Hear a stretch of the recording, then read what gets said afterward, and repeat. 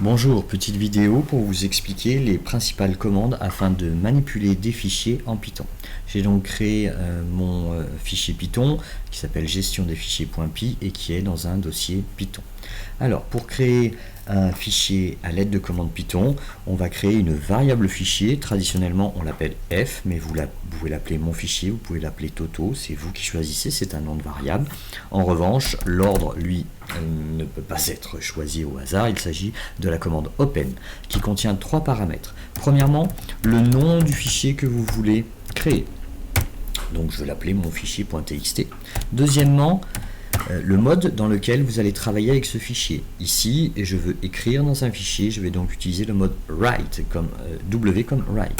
Et enfin, on choisira l'encodage qui est le plus utilisé, à savoir UTF-8, pour ne pas avoir de problème avec les accents. Alors regardez bien, quand je lance cet ordre Python, regardez ce qu'il se passe. Eh bien, je viens de créer un fichier du nom de mon fichier.txt qui pour le moment est vide. Je peux maintenant écrire dans ce fichier en utilisant ma variable fichier et en appelant la méthode write dans laquelle je fais passer une chaîne de caractères hello qui contient 5 caractères, c'est ce que me renvoie ici la console Python. Et une fois que j'ai fait ceci, il faut toujours penser à fermer le fichier sur lequel on est en train de travailler avec la commande close. Dans ces cas-là, je vois que mon fichier.txt fait maintenant 5 octets et si je double-clique dessus, eh bien je vois que j'ai bien écrit à l'intérieur le mot hello. Voyons comment faire pour lire un fichier avec des commandes Python. La commande est la même initialement, je crée une variable fichier, je pourrais l'appeler différemment, on peut le faire par exemple, moi je ne peux pas vous embrouiller, mais on pourrait l'appeler différemment. Open, le nom du fichier que je veux ouvrir, mais cette fois-ci, je veux ouvrir mon fichier en mode lecture, on va donc utiliser le mode R. Très bien, et ensuite on peut créer une variable et récupérer le contenu du fichier avec la commande read, comme ceci. Ça y est, j'ai fini de traiter mon fichier puisque j'ai mis tout son contenu dans une variable. Je peux donc fermer mon fichier et regarder ce que contient ma variable texte. Il contient bien le contenu de mon fichier. Alors attention, une erreur à ne pas faire, ou que l'on fait souvent au départ, je veux ajouter quelque chose dans mon fichier.txt.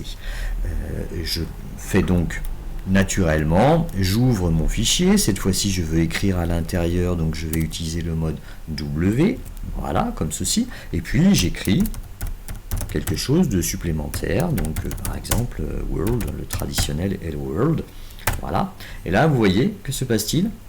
J'ai un 0 octet, alors que normalement j'en avais 5 au départ, hello plus 8, je devrais avoir 13, voyons ce qu'il s'est passé. Je ferme mon fichier. Cette fois-ci, mon fichier fait 8 octets et je vois que j'ai bien écrit à l'intérieur, mais que j'ai effacé ce qu'il y avait précédemment. C'est normal, le mode W crée le fichier s'il n'existe pas, mais efface son contenu pour écrire dedans. Alors comment faire pour rajouter quelque chose? Eh bien il faut utiliser un troisième mode qui est le mode A, comme append. Dans ces cas-là, on va ajouter à la fin. Donc ici, j'ai world dans mon fichier et je vais y écrire hello, comme ceci, 5 octets. Je ferme mon fichier car je l'ai fini de l'utiliser. Et cette fois-ci, je vois bien que j'ai 13 octets. À l'intérieur de mon fichier, j'ai bien hello world. Très bien. Maintenant, apprenons à lire et voyons les quelques commandes qui permettent de lire un fichier. Alors, je vais rajouter 2-3 lignes pour que ce soit plus sympathique. Je le fais avec l'éditeur, hein, donc hello world, et puis là je vais rajouter 1, 2, 3 et 4 par exemple. Voilà, j'enregistre. Alors regardez bien, là il fait 13 octets, mais comme maintenant j'ajoute des choses, je passe à 36 octets. J'ai donc 5 lignes dans mon fichier. Alors voici les différentes façons pour lire un fichier. Première étape, on ouvre le fichier et on l'ouvre en mode lecture, read.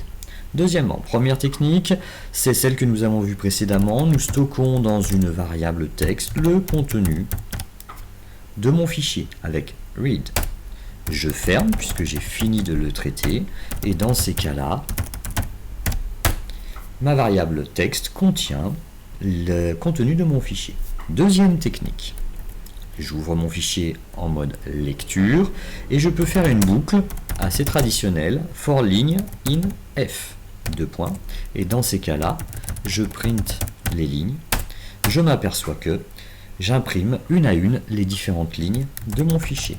Je ferme car j'ai fini de traiter mon fichier. Troisième méthode, j'ouvre mon fichier en lecture et je vais utiliser texte égale f.readLine. Je ne mets pas de s, comme ceci. J'imprime texte et je constate que j'ai la première ligne de mon fichier. Si je recommence la manipulation, texte égale f.readLine, et que je viens lire ce qu'il y a dans le texte, et j'ai la deuxième ligne de mon fichier, je vous le fais une dernière fois, mais vous avez compris, texte égale f.readLine, je viens lire, et j'ai la troisième ligne de mon fichier. Je ferme car j'ai fini d'utiliser mon fichier. Dernière méthode, celle que je préfère et que je vous recommande, j'ouvre mon fichier en lecture avec le mode R et je vais stocker dans une variable texte f.readLines avec un S comme ceci. Je ferme mon fichier car j'ai fini de le traiter et je viens regarder ce que contient la variable texte. Il s'agit d'une liste avec les différentes lignes de mon fichier. Vous noterez au passage que le saut de ligne anti/n est indiqué. Il faudra aussi que vous y fassiez attention quand vous voudrez traiter votre fichier.